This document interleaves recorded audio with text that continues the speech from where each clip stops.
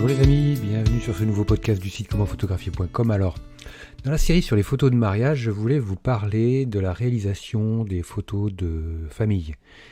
Les photos de groupe, photos de famille, les petits groupes de famille, les mariés avec les grands-parents, les mariés avec les frères et sœurs, les mariés avec les cousins, les mariés avec les oncles et les tantes, et ainsi de suite, j'en passe et des meilleurs. Comment est-ce qu'on va préparer ça avec les mariés ? Alors déjà, vous, en tant que photographe, avec les mariés, il va falloir définir où est-ce que ça va se faire. Première chose. Ou trouver un lieu propice avec un fond uni. Vous allez préférer un lieu à l'ombre d'arbres, par exemple, des buissons si vous avez ça, un mur, ou en fonction de ce que vous avez, mais surtout des fonds relativement neutres, relativement qui vont éviter les fonds bariolés ou les choses comme ça. Les fonds sombres seront très bien. Vous pouvez, si vous éclairez les personnes au flash, le fond pourra se faire oublier et les personnes vont bien se détacher. Alors déjà, définir un lieu tranquillement. Évitez les lieux en plein soleil. Dans ces cas-là, si vous n'avez pas le choix, si vous devez être en plein soleil, mettez-les dos au soleil, contre-jour, qu'ils n'aient pas le soleil en pleine figure, parce que sinon, ça va être la catastrophe. Les gens auront tous les yeux fermés, ça va pas être top. Puis ça va être difficile pour eux avec les personnes âgées, les grands-parents, les arrière-grands-parents et compagnie. Ça va être compliqué pour eux d'être en plein cagnard. Donc, c'est le genre de choses à éviter. Essayez de privilégier les endroits à l'ombre. Donc, une fois que vous avez trouvé le lieu, définir avec les mariés à quel moment on va le faire. Moi, en règle générale, c'est avant le cocktail. Pourquoi ? Parce que au moment du cocktail, tout le monde va être présent. Tout le monde est là, mais surtout, c'est important de le faire avant de lancer le cocktail. Parce qu'une fois que le cocktail est lancé, c'est la croix et la bannière pour rassembler tout le monde, pour avoir les gens à gauche, à droite. Donc, avant le cocktail, photos de famille, photos de groupe. Et une fois que les photos de famille et les photos de groupe sont faites, uniquement à ce moment-là, on lance le cocktail et c'est parti, une fois que les photos de famille sont faites. Ça, c'est vraiment important parce que quand les gens sont partis à un verre à la main à discuter à gauche à droite, vous ne pourrez pas les rassembler pour vos photos, ça va être la galère. Donc vraiment, avant le cocktail, ça c'est quelque chose d'impératif. Après, je dirais, c'est fonction aussi de l'organisation des mariés, mais vous êtes aussi, à vous aussi en tant que photographe, d'être force de proposition, comme on dit à la télé. Donc de donner aussi votre avis, votre expérience de photographe. Moi en l'occurrence, c'est ce que je faisais. Et puis les gens étaient d'accord. Et puis on a toujours fait comme ça, je dirais, peut-être à quelques rares exceptions près. Mais moi je sais qu'on a toujours fait comme ça et ça s'est toujours bien passé.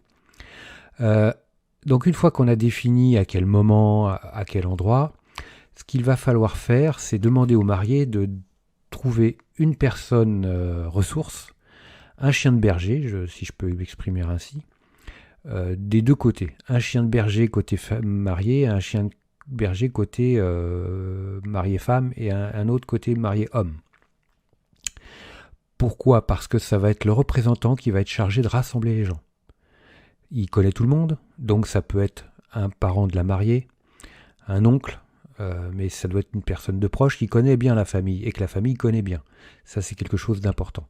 Parce que ça sera à charge à lui d'aller chercher les bonnes personnes quand les photos vont se faire. Et de dire aux mariés, surtout, de faire une liste des photos de groupe qu'ils souhaitent.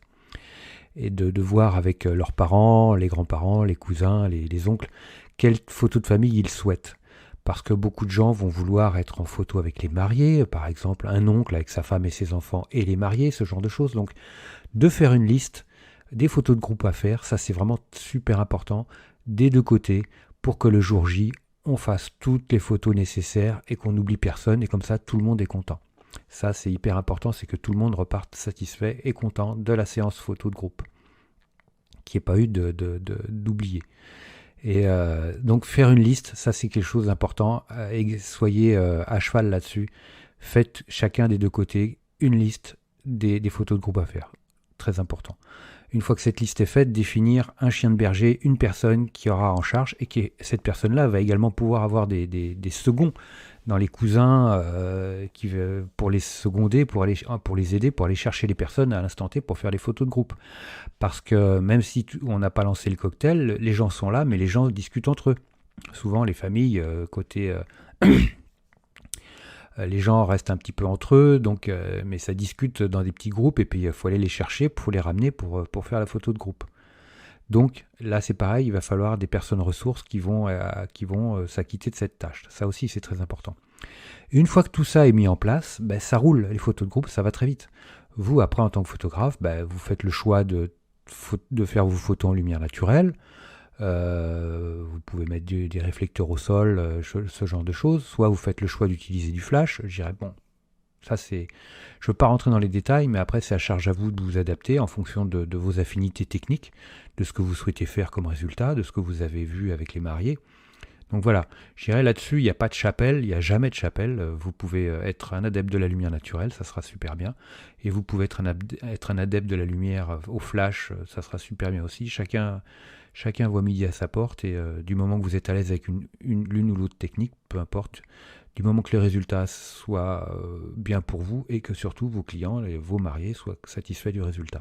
Voilà, peu importe. Une fois que toutes les photos de famille seront réalisées, que tout le monde sera satisfait, il faudra penser à la photo de groupe générale. Alors parfois les gens ne demanderont pas une photo de groupe générale, c'est pas systématique, mais bien souvent les gens aiment avoir une photo de groupe d'ensemble de tout le monde présent. Alors là c'est pareil, vous pouvez vous aider d'un escabeau, vous pouvez demander, en général quand on est dans une salle des fêtes, dans une salle de mariage, il y a toujours au niveau du propriétaire demander si on peut avoir un escabeau, sinon achetez-vous un escabeau pliant et puis ramenez-le le jour de la prise de vue. Montez en haut d'un escabeau, vous voyez s'il n'y a pas un bâtiment avec une fenêtre à l'étage que vous pouvez utiliser. Alors après au niveau de la photo de groupe, c'est pareil, là essayez de privilégier une zone à l'ombre, ou alors pareil, si on est en plein soleil, de vous mettre en contre-jour, de mettre les gens en contre-jour, vous aurez le soleil dans la figure, mais bon, mettez un bon coup de flash, mettez le flash à fond, ou mettez un ou plusieurs flashs à fond. Vous allez pouvoir débourrer un peu tout ça, mettez un peu de puissance et puis tout ira bien.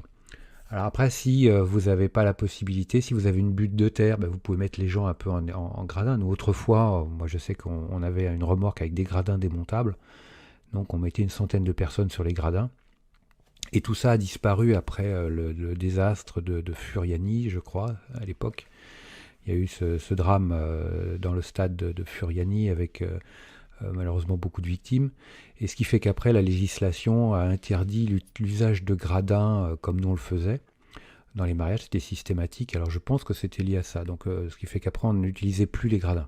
Quelque part moi je m'en suis pas plaint parce que c'était quand même beaucoup de boulot, c'était très salissant parce qu'il y avait de la graisse, il y avait des choses, ça aimait les doigts comme on dit, c'était toujours l'occasion de pouvoir se blesser ou des choses comme ça, puis quand on fait du mariage et qu'à un moment donné il faut qu'on monte les gradins, alors souvent les gradins on le faisait un peu à l'avance, mais c'est quand même du boulot, sortir toutes les pièces, monter les gradins, tout ça, pour faire les photos de groupe.